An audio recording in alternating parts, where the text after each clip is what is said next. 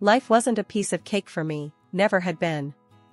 Growing up in a cramped two-bedroom house with my folks and two younger brothers in a neighborhood that saw more cops than city buses, I knew from the get-go I was meant for something bigger, something better. My name is Anna, and this is my tale, raw and uncut. My parents, bless their souls, worked their fingers to the bone, juggling multiple jobs, just to keep us fed and the lights on. But no matter how hard they toiled, the shadow of poverty clung to us like a stubborn stain. I was barely 13 when I picked up my first gig, flipping burgers at a local diner. The pay was crap, and the hours were murder, but it was money, and we were desperate.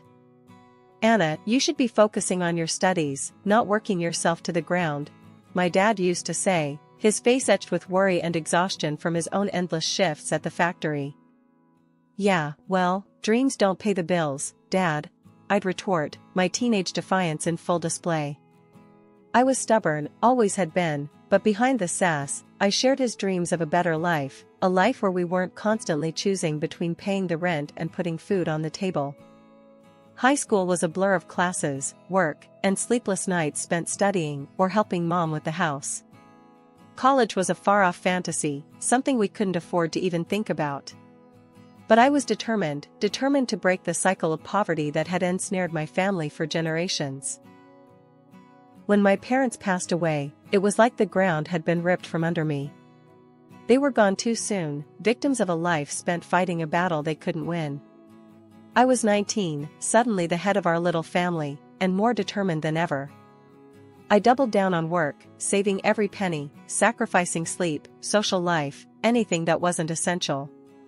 It was during one of my late-night shifts at the diner that I made my decision. "I'm going to college," I announced to Mike, the cook, as I wiped down the counter for the umpteenth time. Mike, a burly guy with tattoos snaking up his arms and a heart of gold, laughed, a deep, rumbling sound that filled the tiny space. "College, huh? And how you planning on paying for that, kid? With fairy dust?" "I'll figure it out," I snapped back, my jaw set. Mike's laughter didn't deter me, if anything, it steeled my resolve. I did figure it out, through grants, loans, and a hellish schedule that saw me working 3 jobs while attending classes. College was a whole new world, a place where my past didn't define me, and my future was mine to shape. I majored in business, a practical choice, fueled by my determination to never find myself trapped in the cycle of poverty again. I graduated with honors, a testament to the sleepless nights and relentless grind. Landing a job at a large company was a dream come true. I started at the bottom, a small fish in a big pond, but I wasn't about to stay there. I worked harder, stayed later, pushed myself more than I ever thought possible. My colleagues called me a workaholic, a careerist, and maybe they were right. But I had goals, ambitions that went beyond the next promotion or pay raise. My rise through the ranks was meteoric, fueled by a combination of hard work, a bit of luck, and a stubborn refusal to take no for an answer. By the time I hit 30, I was the assistant head of the company, a position that came with a nice office, a hefty paycheck, and a sense of achievement that was almost addictive. "You're never gonna find a man if you keep this up, Anna," my friend Jess teased me one evening over drinks. Jess was the opposite of me in many ways, carefree and spontaneous, with a string of failed relationships and a job she didn't take too seriously. "Who says I'm looking for one?" I shot back, rolling my eyes. The truth was, between my job and my responsibilities at home, I didn't have time for a relationship, much less the energy to deal with the drama that seemed to accompany them. The night Jess dragged me to that party changed everything. I was standing awkwardly at the edge of the room, nursing a drink I had no intention of finishing, when he walked in. Tom. Even now, just thinking about that moment sends a thrill through me. He had this easy confidence about him, a smile that lit up the room. Jess nudged me, whispering, "That's him. That's the guy I was telling you about." I rolled my eyes, ready to dismiss her matchmaking attempt, but then our eyes met, and something clicked. I'm not one for fairy tales or love at first sight nonsense, but with Tom, it was different. "Hey, you're Anna, right? Jess has told me a lot about you," he said, walking over with a grin that I found infectious. Hope she didn't scare you off. I shot back, surprising myself with how at ease I felt around him. We hit it off immediately, delving into a conversation that ranged from the mundane to the philosophical. He was smart, funny, and didn't seem to mind my sarcastic humor. Before we knew it, the party was winding down, and we were the last two people still engrossed in conversation. "I should get your number," Tom said, a hint of shyness creeping into his voice. "I mean, if you want to continue this conversation another time." "Sure, why not?" I replied, trying to play it cool as I typed my number into his phone. He did the same with mine, and we parted ways with the promise of a future hangout. After that night, nothing was the same.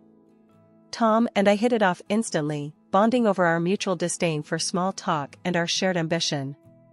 He worked in tech, a sector booming with possibilities and just as demanding as mine.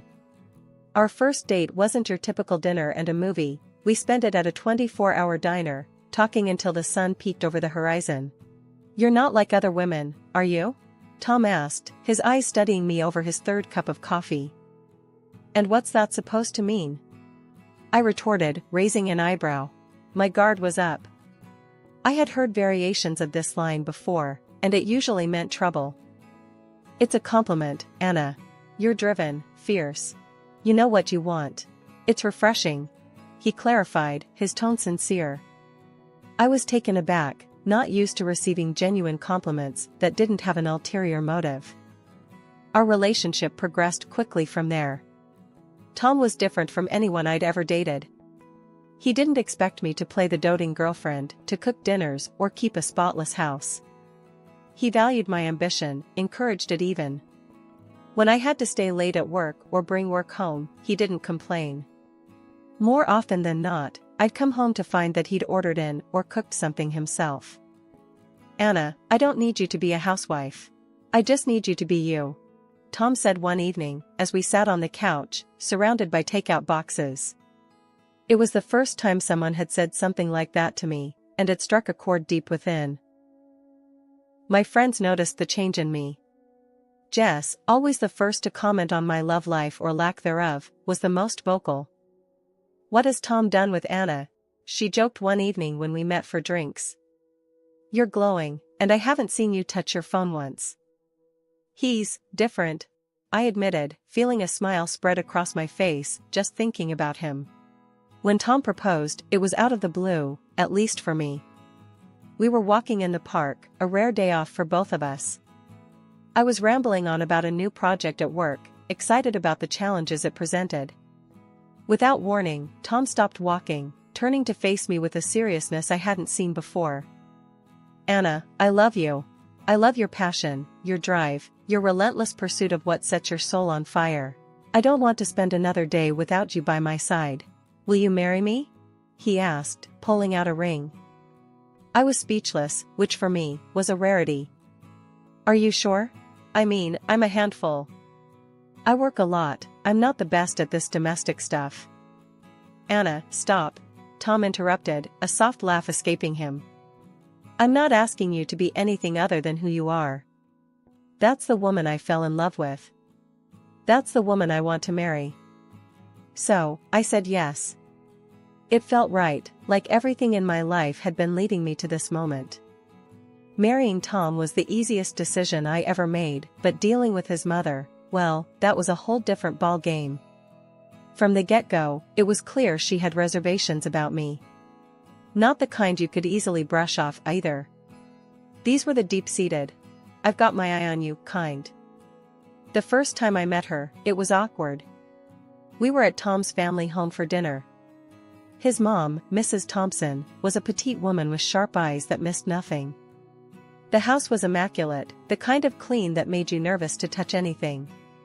She greeted me with a tight smile, her handshake firm, her eyes scanning me like I was a puzzle she was determined to solve. "Anna, is it? I've heard a lot about you," she said, her voice carrying an edge that was hard to place.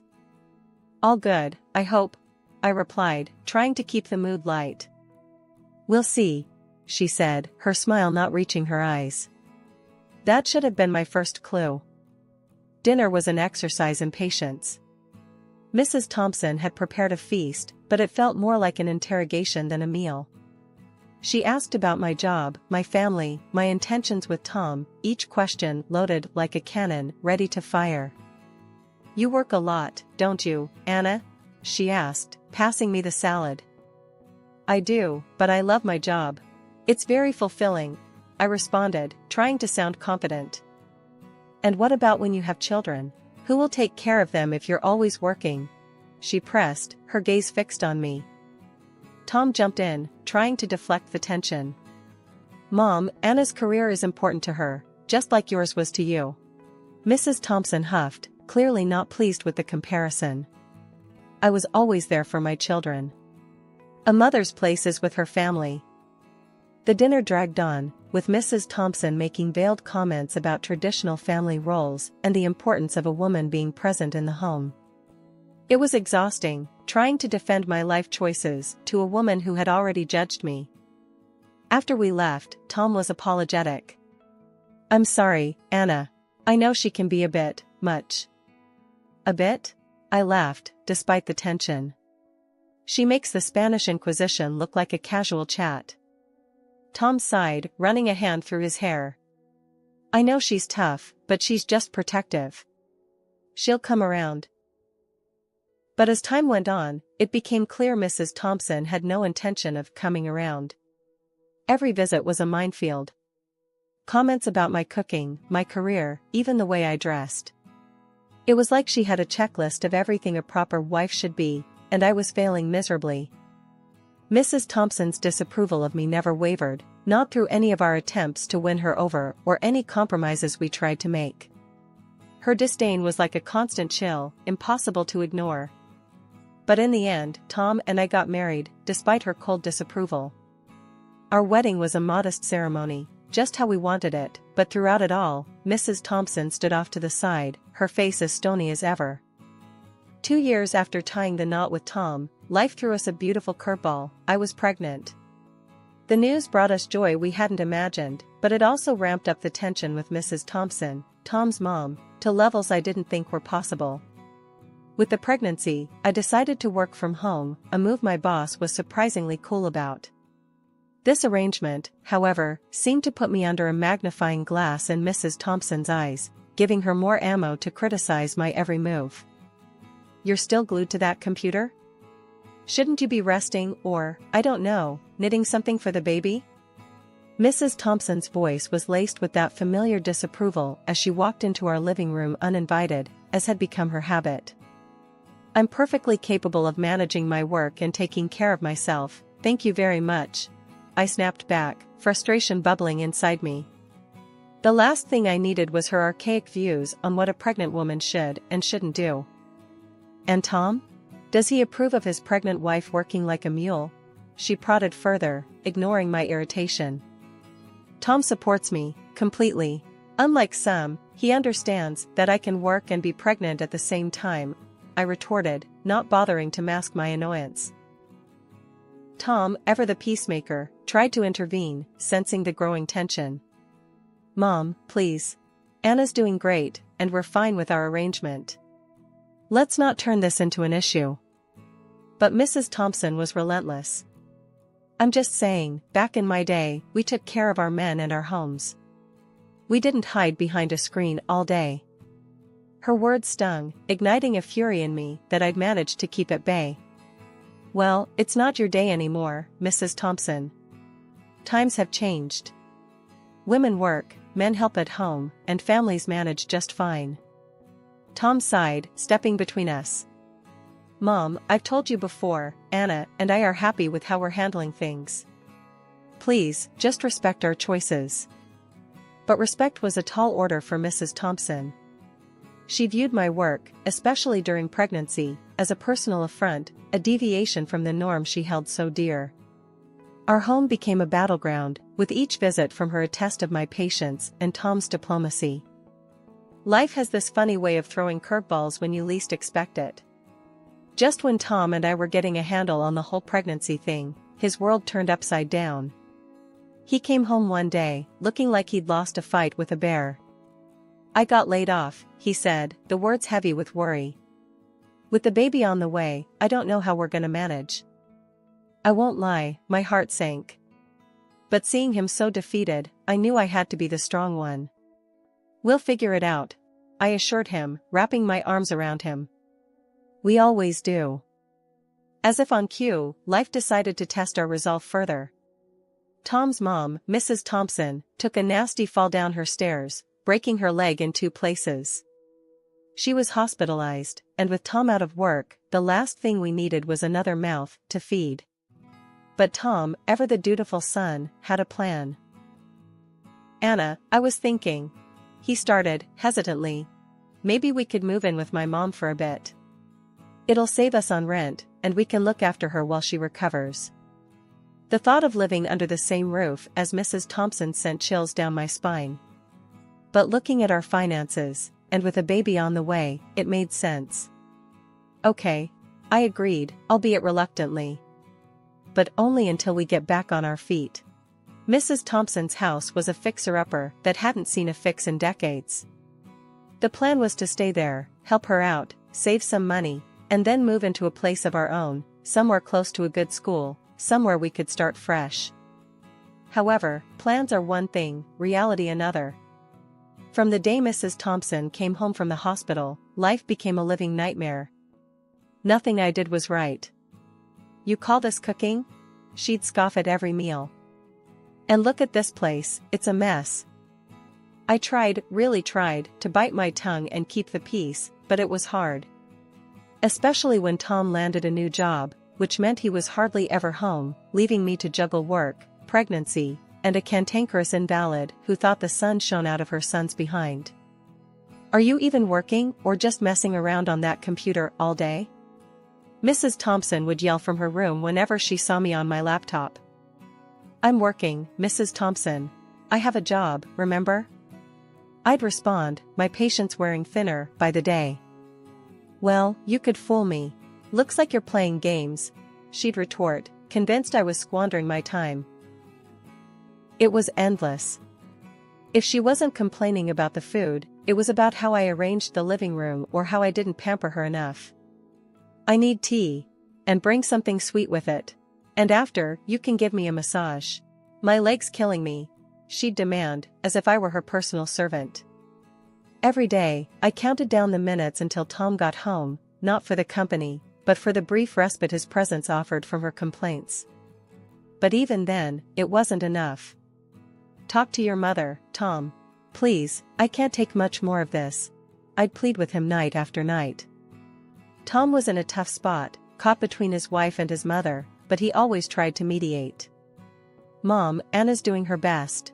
You've got to ease up on her, he'd say, only to be met with, I'm the one with a broken leg, and she's complaining? She should be taking care of me, not the other way around. It was a cycle of stress and arguments, one that took its toll on all of us. I longed for the day we could move into our own place, to escape the suffocating atmosphere of Mrs. Thompson's house and start our life anew, just the 3 of us. 3 months down the line, and the doc tells us Mrs. Thompson needs to start getting back on her feet, literally. He suggests these special walkers to help her get moving again. But nope, she ain't having any of it. Says it's too soon for her to be walking about, insisting on being waited on hand and foot instead. I'm thinking we should get a nurse, or maybe look into a care home, I suggest to Tom one evening, utterly spent from juggling work, pregnancy, and playing nursemaid. Tom's hesitant, but before we can even float the idea by Mrs. Thompson, she throws a fit. I'm not leaving my home or being looked after by strangers, she screeches when she overhears us. Things only spiral from there. My health starts taking hits left and right, swollen legs, sky-high blood pressure, you name it. One afternoon, I'm trying to work from bed, trying to keep my stress levels in check, when I hear shuffling in the hallway. It's Mrs. Thompson, sneaking about like she's up to no good. Curious, I drag myself up and peek out, just in time to see her in the kitchen, deliberately knocking a jar of jam off the counter. The glass shatters, spreading sticky sweetness all over the floor. Oops, she says, all innocence, before hollering. Dear, come clean this mess, would you? The very next day, she ruins the stew I spent hours making by dumping in an unholy amount of spice.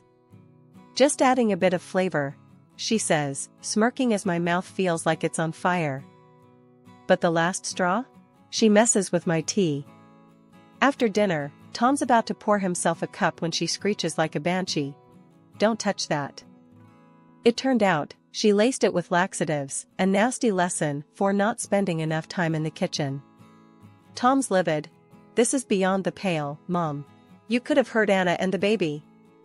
She just shouted back, telling us to pack up and leave if we're so unhappy. So, that's exactly what we do. We found a small apartment close to where we'd been eyeing a house to buy and move out. A couple of days after leaving Mrs. Thompson's house, Tom and I got the ball rolling on getting our own place. We managed to sort out the paperwork and made the first payment on a house that felt like a dream come true. It was a modest place, but it was ours, a sanctuary from the storms we'd weathered. With me being 9 months pregnant and all, we decided to take it easy on setting up the house. Just being there, in our own space, was enough to make us both grin like fools. Tom was beside me, his hand resting gently on my belly, as we talked about the future, about how different our kids' life would be in this new home. "Can you believe it? We're actually here," I said, looking around the empty living room, imagining it filled with laughter and love. "I know, babe. It's all starting to feel real," Tom replied, his voice thick with emotion. 2 weeks flew by in a blur of unpacking boxes and late-night cravings until one night, the real adventure began. I felt a sharp pain and knew it was time. "Tom," I gasped. "It's happening." He was by my side in an instant, panic and excitement warring in his eyes. Okay, let's get you to the hospital. Everything's gonna be alright," he said, more to himself than to me. At the hospital, as I was dealing with contractions, Tom's phone rang. His face went pale when he saw who it was. "It's about my mom," he muttered after the call. "She's in the hospital again, hip fracture. She's asking for me." For a moment, I saw the conflict in his eyes, torn between his mother and being there for the birth of our child. But then, he made his choice. "She'll have to wait," he said firmly, his hand squeezing mine. "I'm not leaving you. Not now." That decision, to stand by me and our child in those crucial moments, it meant everything. It wasn't just about being physically present, it was about showing where his priorities lay, about choosing us over the guilt and manipulation that had clouded so much of our lives. In those hours, as we welcomed our little one into the world, everything else fell away.